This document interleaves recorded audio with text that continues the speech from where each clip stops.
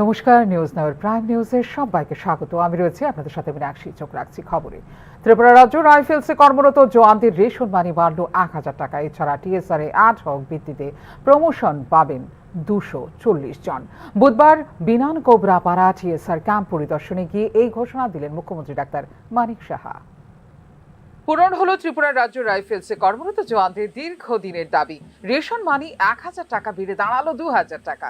এছাড়া টিএসআর জওয়ানদের dress allowance 10,000 টাকা থেকে বেড়ে দাঁড়ালো 12,000 টাকা। টিএসআর এ কর্মরত মেডিকেল অফিসার্সদের বেতন বেড়ে দাঁড়ালো 60,000 টাকা।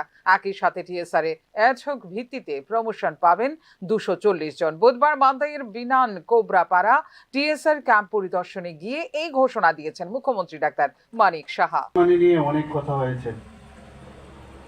তো 1,000 থেকে 2,000 টাকা করা, সেটা আমি ঘোষণা দিচ্ছি যে যেখানে রিভিউ অফ ড্রেস অ্যালাউন্স সেখানে করা হয়েছে 10,000 থেকে 12,000 টাকা, সেটাও আমি করব।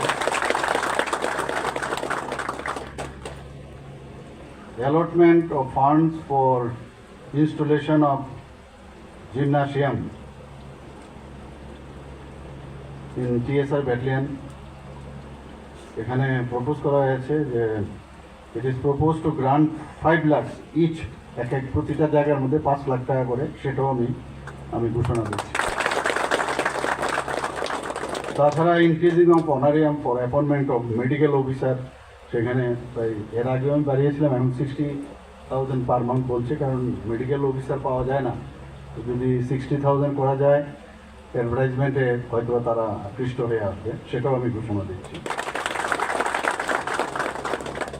অ্যাডক প্রমোশনের বিষয়ে আমার কাছে এসেছিল proposal for 240 eligible personal to ad hoc promotion to naik GD, havildar GD to naib subedar এবং havildar clerk to naib subedar clerk as in charge. Promotion of these ranks are required as there is shortage of SOs and NCOs for the newly raised 2 battalions. তো এটাকেও আমি ঘোষণা দিচ্ছি। Urgent repair and maintenance work in TSR battalions, rupees 5 crore is required for repair and maintenance of TSR post and barracks. এটাও আমি ঘোষণা দিচ্ছি। এদিন দীপাবলি উপলক্ষে শুভেচ্ছা জানানোর পাশাপাশি ত্রিপুরার গর্ব হিসেবে নিজের পরিচিতি রক্ষা করার জন্য টিএসআর জওয়ানদের দৃষ্টি আকর্ষণ করেছেন মুখ্যমন্ত্রী। সকলের ভালো কাটুক এই প্রার্থনা করছি, এবং আপনারা যেটা বললাম যে প্রাইড অফ ত্রিপুরা, সেই বিষয়টা আপনারা সবসময় বজায় থাকবেন এবং আমাদেরও ভালো লাগবে। বর্তমানে মোট 14টি ব্যাটালিয়ন রয়েছে ত্রিপুরা রাজ্য রাইফেলসে। এদের মধ্যে আইআর ব্যাটালিয়ন রয়েছে 9টি। উত্তর পূর্ব রাজ্য ত্রিপুরায় 4.5 দশকের পুরনো সন্ত্রাস দমনে কার্য দক্ষতা প্রদর্শন করেছে আধা সামরিক বাহিনী টিএসআর। কোনো মানবাধিকার লঙ্ঘন ছাড়াই বিদ্রোহের বিরুদ্ধে লড়াই এবং নিয়ন্ত্রণে টিএসআর এর ভূমিকা ব্যাপকভাবে প্রশংসিত হয়েছে জাতীয় পর্যায়ে। ফিউরো রিপোর্ট, নিউজ নাও। এদিকে দীপাবলি উপলক্ষে কর্মচারী এবং পেনশনার্সদের জন্য মহার্ঘ ভাতা এবং মহার্ঘ রিলিফ ঘোষণা দিল রাজ্য সরকার। এক্ষেত্রে কর্মচারী এবং পেনশনার্সদের জন্য 5% ডিআর ঘোষণা দিল রাজ্য সরকার। দীপাবলির প্রাক সন্ধ্যায় অর্থাৎ বুধবার কর্মচারী পেনশনারদের জন্য 5% মহার্ঘ ভাতা, মহার্ঘ রিলিফ বৃদ্ধির ঘোষণা দিল রাজ্য সরকার। দীপাবলির আগে ডিএ বাড়বে বলে আশা ছিলেন রাজ্য সরকারের কর্মচারীরা। প্রত্যাশা মতোই কর্মচারীদের জন্য মহার্ঘ ভাতার ঘোষণা দিল সরকার। 1 নভেম্বর থেকে বর্ধিত এই 5% ডিএ কার্যকর হবে বলে বুধবার রাজ্য মন্ত্রিসভার সিদ্ধান্তের কথা সাংবাদিক সম্মেলনে ঘোষণা দিয়েছেন মন্ত্রী সুশান্ত চৌধুরী। এক্ষেত্রে রাজ্য সরকারের অতিরিক্ত 500 কোটি টাকা ব্যয় হবে বলে জানিয়েছেন মন্ত্রী সুশান্ত চৌধুরী। যে কর্মচারীদের 5% ডিএ সেখানে প্রদান করা হবে উইথ এফেক্ট ফ্রম 1 নভেম্বর 2024। আগামী মাসে নভেম্বর মাসের 1 তারিখ থেকে রাজ্য সরকারের কর্মচারীদের 5% ডিএ সেখানে প্রদান করা হবে, এফেক্ট হবে, এবং তার জন্য খরচ কর হবে প্রতি বছরে 500 কোটি টাকা। 1% DA equal to 100 crore. 5% equal to 500 crore. প্রস্তাব এসছে 3% দেওয়া, 4% দেওয়া, না 5% দেওয়া। কিন্তু মাননীয় মুখ্যমন্ত্রী সুন্দরভাবে উনি চাইছেন কেন্দ্রীয় সরকারের সঙ্গে যে গ্যাপটা রয়েছে সেই গ্যাপটাকে আরো কম করে আনতে, এবং পরিষ্কার ভাষায় বলেছেন যে গ্যাপটা আমরা যত কম করতে পারি কেন্দ্রীয় সরকারের সঙ্গে।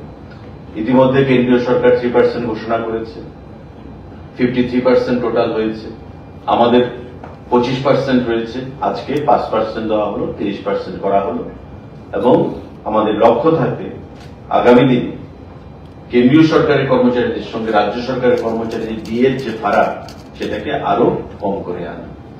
তা আমরা অভিনন্দন জানাচ্ছি মাননীয় মুখ্যমন্ত্রীকে, ক্যাবিনেটকে, যে আর্থিক প্রতিকূলতার মধ্যে থেকেও আপনারা জানেন যে ভয়াবহ ফ্লাডে ত্রিপুরা রাজ্যে ব্যাপক ক্ষয়ক্ষতি হয়েছে। অর্থ দপ্তর থেকে প্রায় 1700 কোটি টাকা সেখানে বিভিন্ন লস আমাদের সেখানে প্রদান করতে হয়েছে। রাস্তাঘাট, পানীয় জল, বিদ্যুৎ, কৃষি প্রতিটা ক্ষেত্রে ক্ষয়ক্ষতি সম্পন্ন হয়েছে, প্রবল আমাদের মাননীয় ক্ষতি হয়েছে। তারপরেও এই আর্থিক পরিস্থিতির মধ্যে থেকেও রাজ্যের মাননীয় মুখ্যমন্ত্রী এবং ক্যাবিনেট এই বলিষ্ঠ সিদ্ধান্ত গ্রহণ করেছেন, কর্মচারীদের 5% ডিএ সেখানে প্রদান করেছেন। 5% হারে মহার্ঘ ভাতা দেওয়ার কারণে কেন্দ্রীয় সরকারের সঙ্গে রাজ্য সরকারের কর্মচারীদের মহার্ঘ ভাতার ফারাক দাঁড়ালো 23%, জানালেন মন্ত্রী সুশান্ত চৌধুরী। এই 5% ডিএ প্রদানের ফলে কেন্দ্রীয় সরকারের সঙ্গে যে গ্যাপ, যেটা আমি আগে বলেছি, সেটা অনেকটা কমলো। 30% গিয়ে আমরা দাঁড়িয়েছি। কেন্দ্রীয় সরকার 3% কতদিন আগে ঘোষণা করেছেন, কয়েকদিন আগে, এবং 53% এখন কেন্দ্রীয় সরকার দিচ্ছে, আমরা 30% দিচ্ছি, এবং আগামী দিনে নিশ্চয়ই অর্থনৈতিক পরিস্থিতির উপর বিবেচনা করে এই ডিএ প্রদানের সিদ্ধান্ত আবার পরবর্তী সময় ঘোষণা করা হবে। কর্মচারীদের জন্য প্রথমে কেন্দ্রীয় সরকার এবং সর্বশেষ প্রতিবেশী আসাম সরকারের মহার্ঘ ভাতা ঘোষণা করার কারণে ক্রমশ চাপ বাড়ছিল রাজ্য সরকারের উপরে। মহার্ঘ ভাতা এবং মহার্ঘ রিলিফের দাবিতে রাজ্য কর্মচারী ও পেনশনাররা চাপ বাড়াচ্ছিলেন সরকারের উপর। শুধু তাই নয়, কেন্দ্রীয় সরকারের কর্মচারীদের সঙ্গে রাজ্য সরকারের কর্মচারীদের মহার্ঘ ভাতার ফারাক কমিয়ে আনার দাবিও রয়েছে রাজ্যের কর্মচারীদের। উড়িষ্যা, অরুণাচল প্রদেশ, আসাম, হরিয়ানা, ছত্তিশগড়, উত্তরপ্রদেশ, তামিলনাড়ু, সিকিম, রাজস্থান ইত্যাদি রাজ্যগুলো যেখানে কর্মচারীদের গড়ে 50%-রও বেশি হারে মহার্ঘ ভাতা প্রদান করছে, সেখানে একই হারে মহার্ঘ ভাতা এবং মহার্ঘ রিলিফের দাবি ত্রিপুরা সরকারের কর্মচারী ও পেনশনারদেরও। Bureau report, news now. বাংলাদেশের বরিশালে বৃহৎ দীপাবলির প্রস্তুতি তুঙ্গে। এখানে মা পূজিত শ্মশান কালী রূপে। প্রায় 200 বছরের বেশি সময় ধরে দক্ষিণ এশিয়ার সর্ববৃহৎ দীপাবলি উৎসব উদযাপিত হয়ে আসছে বাংলাদেশের বরিশাল মহাশ্মশানে। ভূত চতুর্দশীর পুণ্যতিথিতে হিন্দু ধর্মাবলম্বীরা নগরীর মহাশ্মশানে এসে প্রয়াত স্বজনদের সমাধিতে দীপ জেলে শ্রদ্ধা নিবেদন করেন। এই দিনে পুরো মহাশ্মশান এলাকায় স্বজনদের মোমের আলোর রশ্মি ছড়িয়ে পড়ে। তিথি নক্ষত্র অনুযায়ী বৃহস্পতিবার বিকেল থেকেই শুক্রবার মধ্যরাত পর্যন্ত এই উৎসব চলবে। হিন্দু ধর্মাবলম্বীরা তাদের ধর্মীয় এই আচারটি 200 বছর ধরে পালন করে আসছে। এই দীপাবলি উৎসব নিয়ে বিস্তারিত জানান মহাশ্মশান রক্ষা কমিটির সদস্য সচিব সুশান্ত ঘোষ। এই শ্মশান দীপাবলি অনুষ্ঠান ঘিরে এখন কিন্তু প্রস্তুতি প্রায় সম্পন্ন। নিরাপত্তার বিষয়টি পুলিশ দেখছে, সিসিটিভি ক্যামেরা লাগানো হয়েছে। শ্মশান দীপাবলি উপলক্ষে আমরা এই জায়গায় প্রশাসনিক সব মহলকে আমরা বলছি, র্যাব, পুলিশ, আর্মি সবাইকেই আমরা আমন্ত্রিত করছি।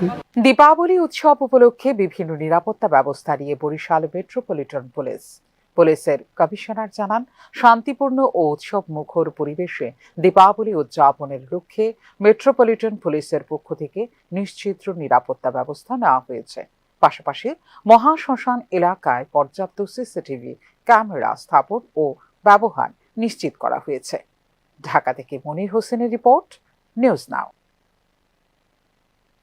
ত্রিপুরা রাজ্যে স্কাউটিং ও গাইডিং এর নতুন রাজ্য কমিটি গঠিত হয়েছে, যা নিয়ে দেখা দিয়েছে বিতর্ক। এই কমিটি ভেঙে নতুন করে কমিটি গঠনের দাবিতে আজ ত্রিপুরা রাজ্য স্কাউট এবং গাইডিং এর কিছু সদস্য যুব বিষয়ক ক্রীড়া দপ্তরের অধিকর্তা এসবি নাথের নিকটে ডেপুটেশন প্রদান করতে যান। স্কাউটিং ও গাইডিং এর প্রকৃত গাইডলাইন অমান্য করে এই রাজ্য কমিটি গঠন করা হয়েছে বলে জানান এক স্কাউট দেবব্রত নাথ। তাদের সংগঠনের দুজন সদস্যকে অন্যায়ভাবে বরখাস্ত করা হয়েছে বলেও অভিযোগ করেন তিনি। গাইড এবং Tripura state bar scout and গাইডের বাইলকে ভঙ্গ করে তারা একটা স্টেট কমিটি বানিয়েছে, তো সেটার বিরোধিতা আমরা করতে যাব আজকে। এবং আমাদের স্কাউট গাইডের যিনি সর্বভারতীয় আইএএস পরীক্ষায় মর্যাদাপূর্ণ নবম স্থান অর্জন করেছেন ত্রিপুরার মেয়ে Debasmita Bal. Union of Public Service Commission দ্বারা গৃহীত পরীক্ষার ফলাফলে এই সাফল্য অর্জন করেছেন দেবস্মিতা বল। জাতীয় পর্যায়ে আবারও একবার উঠে আসলো ত্রিপুরার প্রতিভা। সর্বভারতীয় আইএএস পরীক্ষায় মর্যাদাপূর্ণ নবম স্থান অর্জন করেছেন ত্রিপুরার মেয়ে Debasmita Bal. Union public Service Commission দ্বারা গৃহীত পরীক্ষার ফলাফল অনুযায়ী সর্বভারতীয় পর্যায়ে এই র্যাঙ্ক অর্জন করেছেন দেবস্মিতা বল। বিলোনিয়ার ডেপুটি কালেক্টর হিসেবে কাজ করছেন রাজ্যের প্রাক্তন টিসিএস অফিসার দেবস্মিতা বল। বর্তমানে স্পোর্টস অথরিটি অফ ইন্ডিয়াতে সহকারী পরিচালক হিসেবে কর্মরত দেবস্মিতাকে শীঘ্রই নিয়োগ করা হবে আইএএস ক্যাডার হিসেবে। এই ক্ষেত্রে ইন্ডিয়ান ফরেন সার্ভিসে যোগ দিতে পারেন আগরতলার জন্ম এবং বেড়ে ওঠা দেবস্মিতা বল। ভবন ত্রিপুরা বিদ্যা মন্দির থেকে বিজ্ঞান বিভাগে উচ্চ মাধ্যমিক পাশ করে পরবর্তীতে অরুণাচল প্রদেশের north eastern regional institute of science and technology বা নিরিশ থেকে বিটেক ডিগ্রি অর্জন করেন দেবস্মিতা। এরপর রাজস্থানের জয়পুরের ইঞ্জিনিয়ারিং কলেজ থেকে এমটেক ডিগ্রি অর্জন করে আন্তর্জাতিক খ্যাতিসম্পন্ন টাটা কনসালটেন্সি সার্ভিসে শুরু করেন তার চাকরি জীবন। তারপর সেন্ট্রাল ওয়াটার কমিশনে ইঞ্জিনিয়ার হিসেবে কাজ করেন তিনি। 2020 সালে ত্রিপুরা সিভিল সার্ভিস পরীক্ষায় কৃতিত্বের সাথে যোগ্যতা অর্জন করে ত্রিপুরার বেলোনিয়ায় ডেপুটি কালেক্টর হিসেবে 2.5 বছর কাজ করেছিলেন দেবস্মিতা বল। ইউপিএসসি দ্বারা অনুষ্ঠিত একটি পরীক্ষায় যোগ্যতা অর্জনের পরে স্পোর্টস অথরিটি অফ ইন্ডিয়ার সহকারী পরিচালক হিসেবে যোগদান করেছিলেন তিনি। ইউপিএসসি সিএসি 2023-এর প্রাথমিক ফলাফল ঘোষণা করেছিল চলতি বছরের 16 এপ্রিল। ভারতীয় প্রশাসনিক পরিষেবা আইএএস, ভারতীয় পুলিশ পরিষেবা আইপিএস, ভারতীয় বৈদেশিক পরিষেবা আইএফএস এবং অন্যান্য কেন্দ্রীয় পদগুলির জন্য 1016 জনকে প্রার্থী হিসেবে নির্বাচিত করা হয়েছিল। এই ফলাফলের মাধ্যমে শেষে তালিকাভুক্ত প্রার্থীদের র্যাঙ্ক করা হয় মেধাক্রম অনুসারে, যেখানে নবম স্থান অর্জন করেছেন ত্রিপুরার মেয়ে Debasmita Bal. Bureau report, news now. Deepavali উপলক্ষে বুধবার শ্রেষ্ঠ ভুবন সামাজিক সংস্থার উদ্যোগে দুস্থদের মধ্যে মাটির প্রদীপ এবং কম্বল বিতরণ করা হয়। সংস্থার এই উদ্যোগকে প্রশংসা করেন উপস্থিত বিজেপির রাজ্য সহ সভাপতি সুবল ভৌমিক।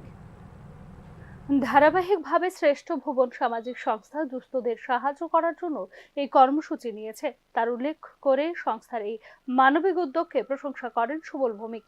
রাজ্যবাসীকে দীপাবলির আন্তরিক শুভেচ্ছা জানান তিনি।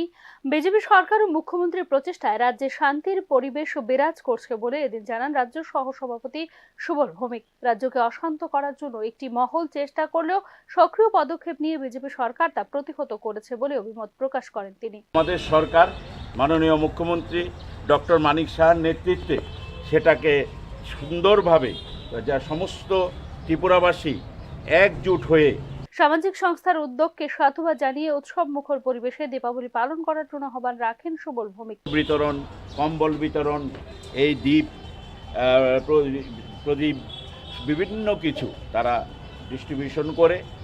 এদিনের কর্মসূচিতে উপস্থিত ছিলেন শ্রেষ্ঠ ভুবন সামাজিক সংস্থার কর্মকর্তা সহ বিশিষ্ট জনেরা। Bureau report, news now. 2017 সালের 31 ডিসেম্বর পর্যন্ত রাজ্য সরকারি কর্মচারীর সংখ্যা ছিল যেখানে 1,58,220 জন। 2023-24 বর্ষে সে সংখ্যা নেমে দাঁড়িয়েছে 1,02,091 জন, অর্থাৎ 6 বছরে প্রায় 50,000-এরও বেশি কর্মচারী হ্রাস পেয়েছে ত্রিপুরায়। বিজেপির প্রাক নির্বাচনী ভিশন ডকুমেন্টে যেখানে বছরে 50,000 চাকুরি দেবার প্রতিশ্রুতি ছিল, সেখানে গত 6 বছরে উল্টো 50,000 চাকুরি হ্রাস পাওয়া নিয়ে উঠছে প্রশ্ন। সরকারি আসার প্রথম বছরে 50,000 চাকুরির প্রতিশ্রুতি দেওয়া বিজেপি সরকারের 6 বছরের শাসনকালে উল্টো হ্রাস পেয়েছে 59,000 সরকারি চাকরি। 2017 সালের 31 ডিসেম্বর পর্যন্ত রাজ্যে সরকারি কর্মচারীর সংখ্যা ছিল 1,58,220 জন, আর 2023-24 বর্ষে সে সংখ্যা নেমে দাঁড়িয়েছে 1,02,091 জন। একমাত্র গ্রুপ ডি পদে কর্মীর সংখ্যা কমেছে 30,000-এর উপর। এই সময়কালে বিভিন্ন দপ্তরের আউটসোর্সিং এর মাধ্যমে যৎ সামান্য নিয়োগ করা হয়েছে, তাও চুক্তির ভিত্তিতে। টেটে কিছু নিয়োগ ছাড়া জোট সরকারের ঝুলিতে তেমন কোনো সাফল্য নেই বলে মনে করছেন তথ্যবিজ্ঞ মহল।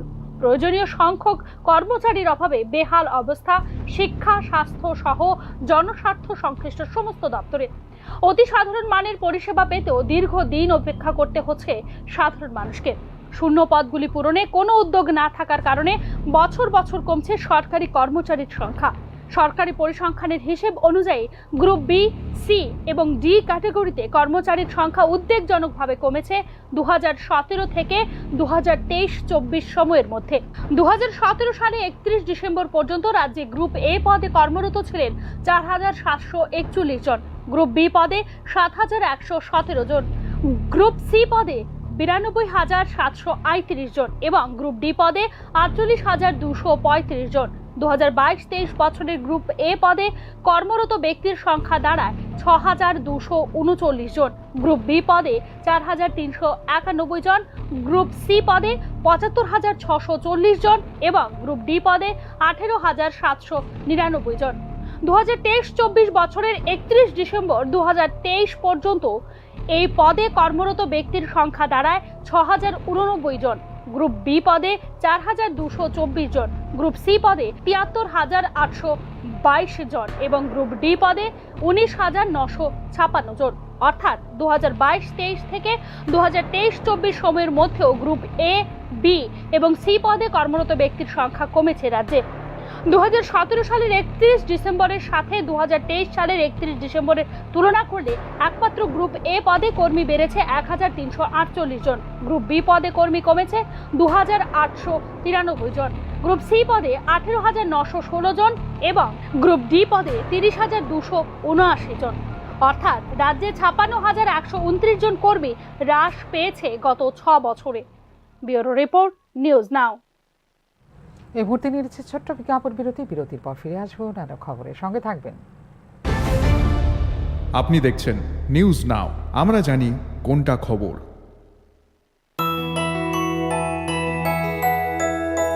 স্বাদে ভরা ঘিয়ের সুবাস লংতরায়, কি ভালো খেতে।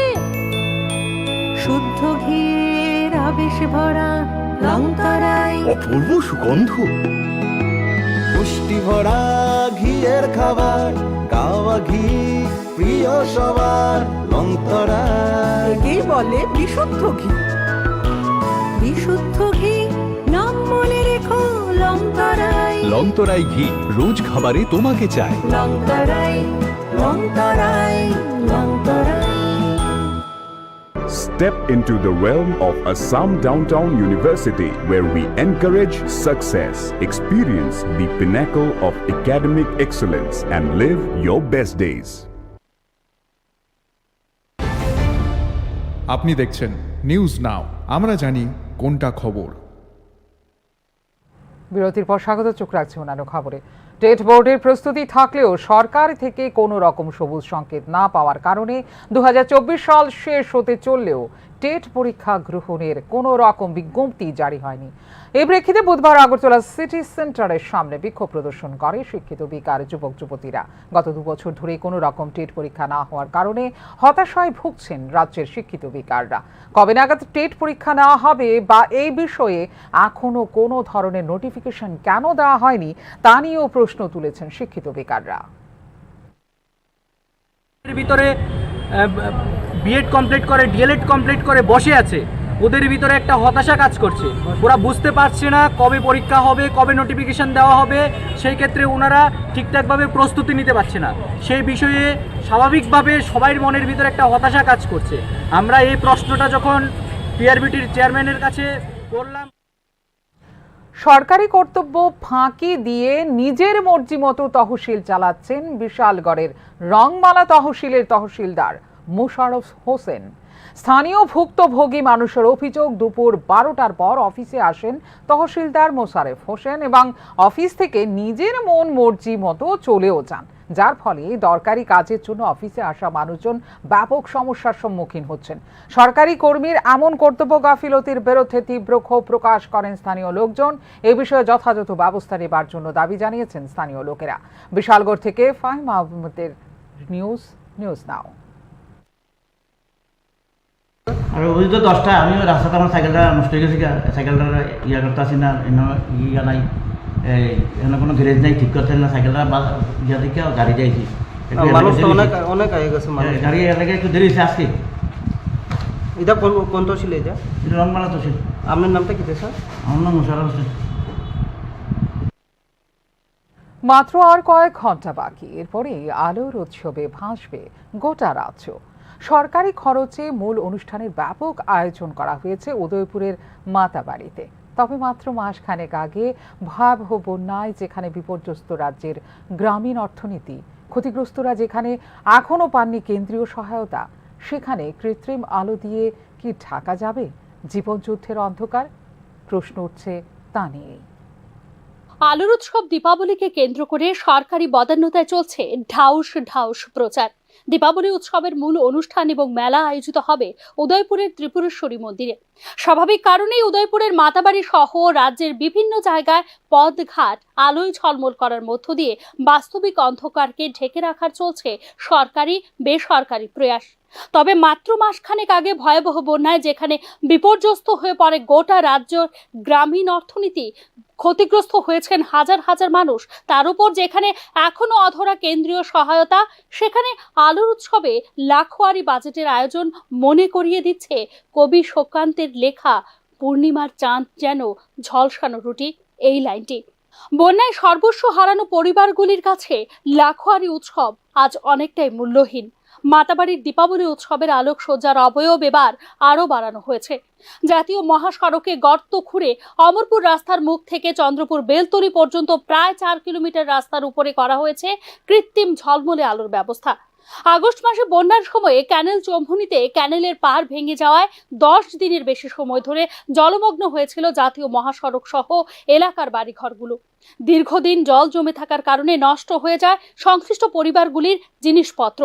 পরবর্তী সময়ে ক্ষতিগ্রস্ত মানুষের বাড়ি ঘরে গিয়ে সরকারি সহায়তার প্রতিশ্রুতি দেন স্থানীয় জনপ্রতিনিধি সহ শাসক দলের নেতারা। বন্যার পর 2.5 মাস কেটে গেলেও 1 পয়সাও সরকারি সহায়তা পায়নি ক্ষতিগ্রস্ত মানুষরা, অথচ তাদের চোখের সামনে সরকারি লক্ষ লক্ষ টাকা ব্যয় করা হচ্ছে উৎসবকে সাফল্যমণ্ডিত করার জন্য। মাতাবাড়ি ছাড়াও রাজ্যের 59 উত্তর, গোমতী ও দক্ষিণ জেলার বহু জায়গায় দীপাবলি উৎসব 100% সাফল্যমণ্ডিত করে তুলতে কোনো রকম খামতি রাখছেন না সরকার। তবে এবার অবশ্য উৎসাহে ভাটার টান দেখা দিয়েছে সাধারণ মানুষের মধ্যে। মূলত মানুষের কাজের অভাব, বন্যায় প্রবল ক্ষয়ক্ষতির কারণে এবং নিত্য প্রয়োজনীয় জিনিসপত্রের দাম নাগালের বাইরে হওয়ায় দীপাবলি নিয়ে বিশেষ আগ্রহ নেই বেশিরভাগ মানুষের মধ্যে। গ্রামীণ এলাকাগুলিতে রেগা সহ অন্যান্য সরকারি কাজের অপ্রতুলতা দুশ্চিন্তায় রেখেছে বিশেষ করে গ্রামীণ এলাকার সাধারণ মানুষকে। এই পরিস্থিতিতে কৃত্রিম আলো কি গোছাতে পারবে জীবনযুদ্ধের অন্ধকার দিক? প্রশ্ন উঠছে তা নিয়েই। ব্যুরো রিপোর্ট, নিউজ নাও। রাজধানী আগরতলার পাশাপাশি জেলার বিভিন্ন প্রসিদ্ধ প্রাচীন মন্দিরে আয়োজন করা হয়েছে শ্যামা পুজোর। দীপাবলিকে কেন্দ্র করে 18তম রাজরাজেশ্বরী পর্যটন উৎসব উপলক্ষে মুহুরীপুর রাজরাজেশ্বরী মন্দিরে চলছে চূড়ান্ত প্রস্তুতি। 18 হাতের রাজরাজেশ্বরী মা দেবী কাত্যায়নী রূপে পূজিত হবেন দীপাবলির রাতে। এখানে পূজা ও মেলার উদ্বোধন করবেন রাজ্যের সাংসদ ও মন্ত্রীরা। 2 দিন ব্যাপী এই মেলাকে কেন্দ্র করে থাকবে সরকারি প্রদর্শনী মণ্ডপ। শ্রী কালীবাড়ি মন্দির 115 বছর ধরে এখানে পূজা করা হইতেছে, মার প্রতিষ্ঠা হয়েছে এবং মা খুব জাগ্রত। এখানে অমাবস্যা দিওয়ালি পূজাতে প্রচুর ভক্তবৃন্দ আসে, ভোগটুক লাগা হয় এবং প্রচুর ভক্তবৃন্দ প্রসাদ পায়। এইভাবে চিরাচরিতভাবে এই থেকে চলে আসছে এই কালীবাড়ির মাহাত্ম্য। অন্যদিকে কমলপুরের কমলেশ্বরী কালীবাড়ির কালী পূজা এবার 115 বছরে পা দিয়েছে। পূজা ও দীপাবলি উৎসবের চলছে প্রস্তুতি। ধলাই জেলার মধ্যে প্রাচীনতম কালী মন্দির কমলেশ্বরী কালীবাড়ি। প্রতি বছর পূজা এবং দীপাবলি উৎসব উপলক্ষে শহর সহ মহকুমার নানা প্রান্ত থেকে দর্শনার্থীরা আসেন কমলেশ্বরী মন্দিরে কালী মায়ের পুজো দিতে। ফলে প্রচুর দর্শনার্থীদের ভিড় লক্ষ্য করা যায়। কমিটির পক্ষ থেকে আগাম দীপাবলির শুভেচ্ছা জ্ঞাপন করছি রাজ্যবাসী তথা কমলপুরবাসীকে। কমলেশ্বরী কালীবাড়ির পুজো প্রায় 115 বছর ধরে চলে আসছে চিরাচরিত নিয়ম মেনে। এখানে চিরাচরিত নিয়ম মেনে নিশি পূজা করা হয় এবং নিশি পূজার পরই প্রসাদ বিতরণ করা হয়। চিরাচরিত রীতিনীতি ও ভক্তি নিষ্ঠার সঙ্গে এই মন্দিরগুলিতে শ্যামা মায়ের পূজা হয়। পূজাকে কেন্দ্র করে দুই জায়গাতেই তাই এখন সাজো সাজো রব। ইতিমধ্যেই শুরু হয়েছে ভক্তদের সমাগম। ব্যুরো রিপোর্ট, নিউজ নাও। এখনকার মতো এই মুহূর্তের সংবাদ এ পর্যন্ত। অন্যান্য আপডেটস দেখার জন্য অবশ্যই নজর রাখতে হবে নিউজ নাও পর্দায়। নমস্কার, শুভরাত্রি।